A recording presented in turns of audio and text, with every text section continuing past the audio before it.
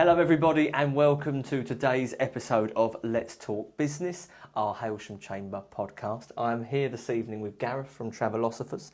Gareth is a travel expert extraordinaire and we're going to learn a little bit more about Gareth, what he does, how long he's been doing it for, etc.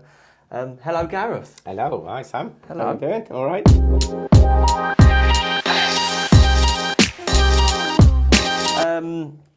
So Gareth, I've known you for quite a while now actually. How long have you been coming to? About 3 years. It's got to be a fair chunk of time, isn't it?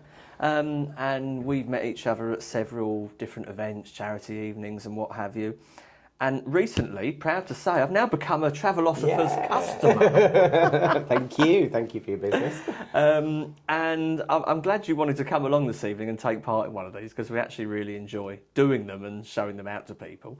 And it gives a little chance for people to learn what goes on behind the scenes, I suppose. So let's start with some real basics. Tell me who Gareth is. Well, originally from Wigan, I'm an adopted southerner, so I settled down in Eastbourne after doing a bit of travelling about. Always been in travel, that's my career.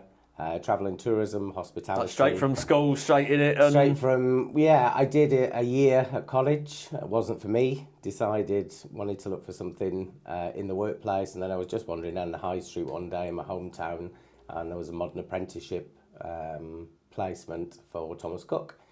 I went in and I started literally reading brochures and making coffee for the 8 ladies that I worked with, learning airport codes. I was a tea boy, I was, yes, yeah. We had a dirty cellar that we used to bring the brochures, I brought the brochures up from.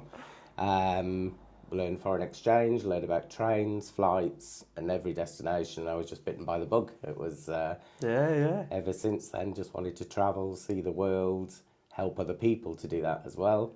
And so... And I imagine, not that I'm saying for any minute your job is easy, but I imagine it's got easier for newbies to learn with the development of the internet. Yes. You know, yeah.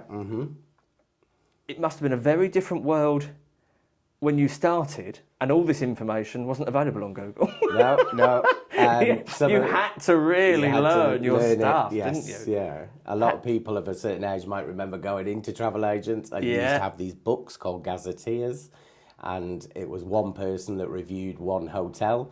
If that hotel got a bad review, that's what you were showing all the customers. They weren't going to get much business after that. And now, obviously, we've got TripAdvisor, you've got the internet. Yeah. You've got artificial intelligence now as well. So, yeah, lots more resources. But that being said, it's still, I find, personal experience and personal face-to-face service that people are attracted to. Because, of course, doing it so long, there's not many places left now you haven't travelled to. Oh, I've still got a long wish list. Yeah. There'll always be a wish list. It's a big world, yes, yeah. But I've been incredibly lucky during my career to travel a lot, and the opportunities within the industry to invited by suppliers, hoteliers, and I've seen a fair bit. Well, I suppose ultimately they want you to sell their products. Yes, don't they? Yeah, absolutely. So, Thomas Cook, this is in what year? Oh gosh, can't remember the year. I'm not going to give away my age. But it was 2015. Anyway, 28 years ago this year. Yeah, 28 years ago, so nearly 30. And you was there how long? I was there for just over 10 years. I worked my way around the country. I worked in the Channel Islands, Jersey and Guernsey. Really? I worked in Winchester, I worked in Crawley. I was the manager of Hove. And then I went to be a regional manager, so I covered all of the southeast. Yeah. Then they merged with Air Tours, and I decided it was time for a change, and I moved on to a specialist cruise company, so up in Hurstby Point, and I honed my knowledge then on luxury cruising, expedition cruising, things that are a bit different. And I used to take groups on board, I used to escort excursions, cocktail parties, so again, got to travel. Lovely. Absolutely, yes, yeah, and in a certain standard as well, which is very nice. Finished with them, and then where did I go after that? I went overseas, so I worked for a big tour operator, Saga Holidays. Still cruises? A mixture, so I did tour managing. I used to do island hopping and walking holidays in the Canaries. I did themed breaks in Madeira, so I did gardening groups, cookery, food and drink, and then I was a river cruise director, so I worked in Germany, the Netherlands and Belgium. So many different aspects of So yeah, travel, isn't there? Yeah, it's been lovely to learn along the way, because I've been with customers before the holiday, on the holiday, and after the holiday. Yeah. So I kind of, I get to see their enjoyment throughout the process. Yes. I can relate, you know, because as an estate agent, you know, you're with people for a lot of time. Yeah. Mm-hmm. You know, it's not just to pick up the phone and the transaction's over. You know, it can be going on for 9, 12 months sometimes. And then Travelosophers. Yes. So we were hit by COVID, and luckily I was not in the industry then. I'd actually dropped out for a little while. I was working at Glyndebourne Opera House. I was the guest relationship manager for the restaurants, and then when COVID hit, I was furloughed. Wonderful Shows in that time. Yeah. Marriage of Figaro. I like the comedies. I don't like the dark stuff. Yeah. But really, really fantastic world-class operas. Yeah. And then I decided to start up on my own. So it's always been something I wanted to do, but decided to go it alone, and 4 years in this year, so going really well. Mm-hmm. The thing is, by that point, by your calculations, 28 years, you've done it 4 years, you've got as good as 24 years, of on-hand experience. That must serve you very well in going it on your own. Mm-hmm. Yes, yeah. And there, I would imagine there's takes from each of your different positions you've had, whether it be Saga, Thomas Cook, that you can now implement into how you want to do things, not necessarily how they might want to do things. Mm-hmm. And you're enjoying it, I take it? I love it. I absolutely love it, yes. Yeah, it doesn't feel like work to me, and anybody that talks to me there can see that I just come alive when I'm talking about travel, and it's one of my absolute passions. Seeing different places and picking things up and then putting my own kind of creative spin on things as well. So I like to take a holiday itinerary and then break it down a bit, get to know the customers, what they like, what they're interested in, drop it in as well, and Because I had a friend recently say, you know, the reason they've chosen to go self-employed is for more time and more flexibility. And have you found that to be the case, or the complete opposite, actually? Probably the opposite, yeah. Yes. I think I'll probably get to that stage, yeah. It is frightening going self-employed. I mean, fully self-employed, because you are reliant on yourself, you're doing everything. You've got your accounts, your social media, your marketing, your events, and servicing all your clients as well. You're no longer just the travel agent. You're now business owner. You can't have a sick got day. All these other bits going on. You do anything like that, and you're not getting paid. It's balancing, spinning all the plates, but it's exciting. Yeah, a bit daunting to begin with, but I think it served me well growing up. Mum and Dad both self-employed, and silly things like you've just said about sick days. The effect of one person going off sick. That has. It's a good awareness to have, isn't it? You know, it serves you well. So you've got some goings-ons, let's call it, for want of a better word. Yeah. Tell me about them this year. So I believe that people, when you're spending your money on something as big as a holiday, it's kind of like the third biggest purchase, I think, after a house, obviously, and a car, depending on the holiday that you're spending your money on. And I think it's really important to have that connection, to meet people face to face. So I like to do a lot of networking and a lot of events out to meet new clients and to meet existing clients. So I've got an event coming up on Saturday the 7th of March at the Grand Hotel in Eastbourne. I've previously done a cruise event there. And this one is worldwide, so I've got 14 suppliers that are coming, and they specialise. And they're going to be there as well. Oh, fantastic! So it's like full-on exhibition. And that's the Saturday, the 7th of March, from 10 till 4. And there'll be a theatre set up as well, so they'll be doing 15, 20-minute presentations on the different destinations through the day. How lovely! So people can come along and. Is it a kind of free refreshments, turn up? Yes, there'll be refreshments, free entry. Ply them with Prosecco? I can't afford Prosecco just yet, but no. Definitely tea and biscuits. Yeah. It is the grand. Yes. I think the last bottle I bought in there was over 50 quid, actually. Okay, so yeah, that'd be really great if people can come along. Yes, So yeah. basically, if people have got a flavour for a worldwide trip, they're not sure what to do, come along, Yes. free to yeah. attend, Free to attend, yeah, 10 till 4. and you'll knock their socks off. I will and be there as well, yes, yeah, Yeah. and the suppliers, so yeah, come along. It's exciting, isn't it? Yeah, absolutely. Is that something quite tricky to manage? I mean, obviously we've got the Hailsham committee, there's 10 of us, and trying to get 10 of us in the room at one time is a challenge. I mean, has that been a struggle to get all your preferred suppliers together and make it Yes, happen? yeah, it's a little bit of a project doing an event like this, and yeah, having their suppliers, I invite them along obviously, but we have to get dates that tie up for everybody. One of our chamber members is also designing my show brochure. Yeah. So it's getting all the copy for that, proofreading, doing the images, getting that across to the designers, marketing it, so putting it up on social media, and I've passed it out to our chamber and a couple of other chambers that I'm a member of as well. Fantastic. So hopefully yeah. we'll have lots of members and the customers. Feel free, invite your customers along as well if you like. Anybody that wants to travel. Yeah. And spend their money. Yeah, absolutely. Absolutely. Yeah, It's I'll what we just do get it some all hints for. and tips. Yeah. So, obviously, people wanting to book their holidays, you've already said it's a big purchase, could be third biggest purchase they're likely to make in any given year. How does it work coming to you? Value for money is an important factor to anybody booking a holiday. So, being part of Travelosophers, what sort of doors does that open for you?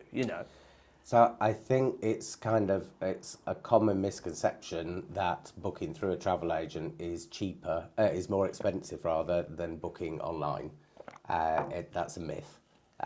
Anything that you see online or that you see on TV adverts, a knowledgeable travel agent with good relationships and good contracts will be able to get you something very similar, if not exactly the same, if not better. If not better. Yeah.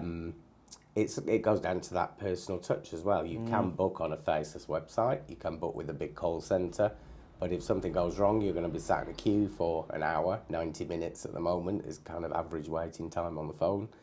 We do all that for you. So say if something was amiss, Yes. I dare say you have contacts that you can easily get through to the tour operator, the airline, whatever it need be.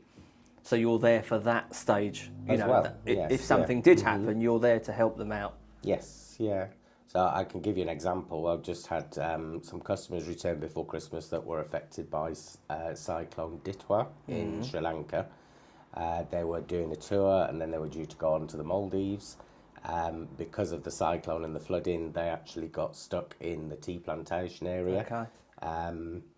But whilst they were sleeping, I have a supplier on the ground there. I'm working 5.5 hours behind. They had 24-hour support. Everything was arranged for them. They had an extra night. The chauffeur driver guide brought them down when it was safe. We overnighted, changed all the flights, didn't miss anything. So And that's all just that's done all just done. for them. Yes, yeah. Which And I think you try and if get you're away in a EasyJet to do foreign- that. You're in a foreign country. Can't mention any names. No, You no. can't. You're just. I think it would be unlikely to expect such a level of service from many of the bigger operators. And I think when you've been in the industry for a number of years, it is all about relationship building, and the travel industry is very well known. We know our partners, we know our competitors. We're like a big family, but having that relationship with your suppliers, you can pick the phone up and you do know the right person to ring. You've got some weight behind it, haven't you? You're not just a customer, Yes. you're someone that might refer them 20, 30 holidays a year, by example. They're going to look after you, aren't they? And I think that's typical of most industries, actually. One of my friends is a mortgage broker, and if she needs to get hold of NatWest, she can get hold of them straight away, quicker than any of their customers probably can.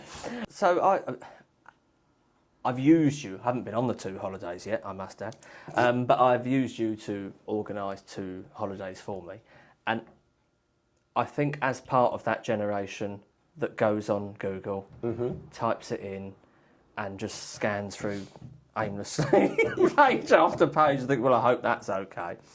I've actually found the booking experience easy with you. Fantastic. Easier than trying to do it myself. In March, you've organised us a holiday for 10 of us. That's 10 friends, hotel, flights, transfers. You've absolutely taken care of everything. And something I took from that was your approach to the sort of personal service element behind that.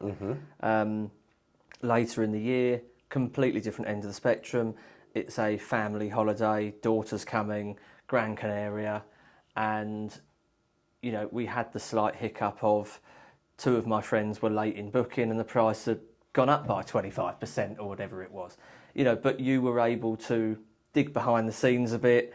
We've made a few little tweaks and actually made it work for less than it was going to be. How we've done that, we don't know. I like a challenge, yes. Yeah. What that's meant for me is it's been such a pleasurable experience in dealing with you that John here, he's booking a once in a lifetime trip to New Zealand, and I couldn't sing your praises enough. Thank you. And I hope that, everybody will now come and use Gareth and book holidays with him, because I think that's something you do focus on, isn't it? Yes. That personal side of... And I am finding now that quite a lot of businesses coming through recommendations and referrals and people passing my details on once they've had that initial service, initial booking and holiday. And And I think one of the most powerful tools of any marketing is word of mouth. Yes, yeah, absolutely. Because people believe in you, they believe in your product, they believe in you doing the best of your ability to make sure they are happy and have a good time. In terms of most industries, you've got a spectrum of product, but you tend to specialise in different areas. It must be a similar kind of setup with holidays. Are there areas? I know you've been all over the place. I've got you on Instagram. Are there certain areas you specialise in? I wouldn't say areas particularly, but where I kind of really focus in, specialise on is tailor making trips that are unique. Okay. And that's the whole Travelosophers brand. It's about your travel philosophy. It's about your motivation, your reason for travelling. So as an example, I've just done a trip for 35 bikers of a Harley Davidson chapter. Yeah. And they're doing Route 66. It's the 100th anniversary this year of Route 66. So they're taking the bikes and heading west. And did you enjoy the challenge of putting that together? Yeah, absolutely. Yes, yeah. I booked quite a lot of Harley Davidson trips in the US, and there are certain restaurants and bars that they frequent and they like to socialise in, and stops that you want to do to see all of the iconic signs and things along the route. So, but the whole trip, flights and the bikes and the hotels and things like that, I put that together. They take their own bikes, or they? No. I was going to say, craft. Rental. No, they pick them up in Chicago and drop them off in Los Angeles. Okay. Japan is another big destination at the moment, and Japan is different for everybody because some people are interested in history, some in art, manga, music. So just really tailor making an itinerary around those clients. That kind of really exciting. You just made me think. I mean, there must be some hot destinations at the moment. Yes, yeah. That have come out of nowhere, kind of thing. Are there places out there that you're finding more and more people are drawn to at the moment? Yes, yeah. So Latin America, Costa Rica, really, South Korea and Japan. South Africa again is really popular this year. I mean, constantly for safaris and things, but people are doing longer trips and then up and coming destinations that are still a little bit under the radar. So the Philippines, island hopping there is absolutely stunning. Just idyllic beaches and you have got history and things there as well. Is that a bit like Thailand, where it costs a few quid to go, but once you're there, It's surprisingly good amazingly value. value. Yes, yeah, very good. And less tourists than Thailand. Yeah. I mean, Thailand's stunning and everybody should go at least once. But if you want to try somewhere different, if you've done Thailand or you want something a little bit quieter, a bit more to be involved with the locals, authentic, Philippines, I would say. Canada. So Canada is... has again always been popular. There's iconic experiences that people want to do, like the Rocky Mountaineer, an Alaska cruise, the Triangle on the East Coast, so Quebec, Ottawa, Toronto. Nice. I did that the year before last. Beautiful, yeah, really nice in the autumn with the turning colours and everything. Gorgeous. Fantastic time to go. And then further afield, Australia, New Zealand is always popular, and French Polynesia. You find, or I find, that inquiries peak, particularly when there's lots of things on the TV. So at the moment we've got Lorraine Kelly, she's doing Norway. We've got Rick Stein down in Australia. Makes people think outside their own box. You don't even probably, think sometimes. You're watching the TV, you think, oh, that. What about when nice, Joanna Lumley toured yes. all over the country, all over the world? Sorry, yeah. Everybody that loves must Joanna. open people's eyes, yeah. And race across If the she's world. enjoyed it, everyone must enjoy it. Jay McDonald's. Yes. Yeah. She just sings all over the world, doesn't she? Well, she tries. So, people want to book a holiday, Gareth. How are they going to get hold of you? What, somewhere you go and meet them? Do you go to them? How do you get in touch and book a holiday with you? Whatever works for the customer, really. Telephone, we can video call. I have clients international, so we set up video calls at different hours. I can come out and meet in person. We can have a coffee. Relentless WhatsApp messages? WhatsApp messages, absolutely. Not just me, then? Yeah. The phone has to go on silent after a certain hour, but I'm always got one eye on it. Yes, yeah. Okay, brilliant. Well, I hope that, I certainly have. I hope that everybody watching this or listening to it has enjoyed getting to know a bit more about Gareth. And, we will obviously put his contact details at the end on the link. If there's any more of you that would love to get involved in one of these podcasts, please reach out to Riley. And just lastly, thank you for coming along, Gareth. Thank you very much. I hope you've enjoyed it. Yeah, it's been good fun. Good fun. Thank you.